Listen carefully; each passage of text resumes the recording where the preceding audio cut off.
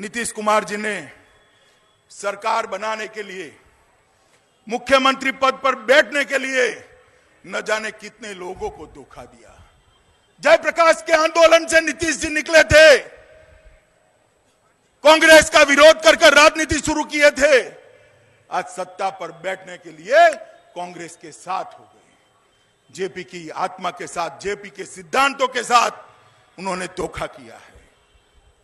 Bharatiya Janata party के साथ बैठकर जंगल राज हटाने की कसम खाई थी।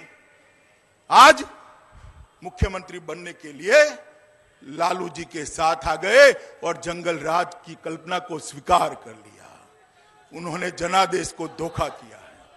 एक दलित को बिठाया था, मांझी जी को बिठाया था और कहा था एक महादलित के बेटे को हमने मुख्यमंत्री बना दिया। उनको भी धोखा दे दिया। आप मुझे बताइए, भाजपा को जिसने धोखा दिया, जनादेश को धोखा दिया, मांझी को धोखा दिया, जेपी और कर्पूरी ठाकुर की विचारधारा को धोखा दिया, वो बिहार की जनता के साथ रह सकते हैं क्या? रह सकते हैं? मित्रों, भारतीय जनता पार्टी जो कहती है वो करती है।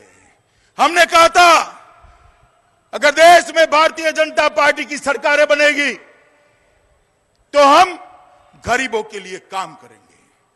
हमने कहा था देश में अगर भारतीय जनता पार्टी की सरकार बनती है तो देश की सीमाओं को हम सुरक्षित करेंगे। हमने कहा था देश में अगर भारतीय जनता पार्टी की सरकार बनती है तो हम देश का मान दुनिया में सबसे ऊपर लेकर जाएंगे।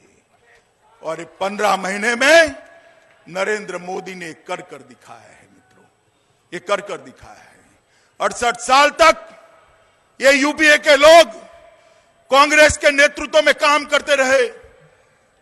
देश में ऐसे 60 करोड़ लोग गरीब थे जिनका बैंक अकाउंट नहीं खुला था।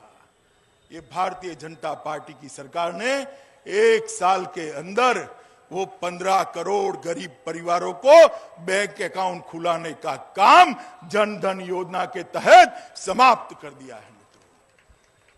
हर गरीब के लिए 30 रुपये में 1 साल का 2 लाख रुपए का एक्सीडेंट बीमा और 100 रुपये में 2 लाख का लाइफ इंश्योरेंस देने का काम ये भारतीय जनता पार्टी की सरकार ने किया है। और अभी मुद्रा बैंक शुरू की है, एक योजना शुरू की है।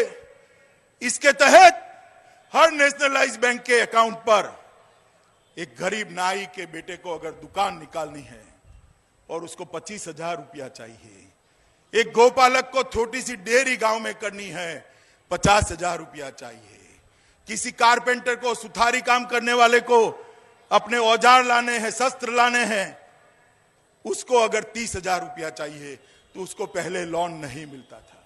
उसके पास एक कांग्रेस की सरकारें इनकम टैक्स का रजिस्ट्रेशन मांगती थी। भैया, इनकम नहीं है तभी तो वो जाकर लोन लेने आया है। इनकम होती तो लोन क्यों लेता? आतंकवाद छोड़िए और बैठकर बात करिए। अगर उन बैठकों से विश्वसनीय परिणाम निकलते हैं तो भारत और पाकिस्तान के बीच सभी अनसुलझे मुद्दों को सुलझाने के लिए भारत तुरंत द्विपक्षीय वार्ता करने के लिए तैयार होगा।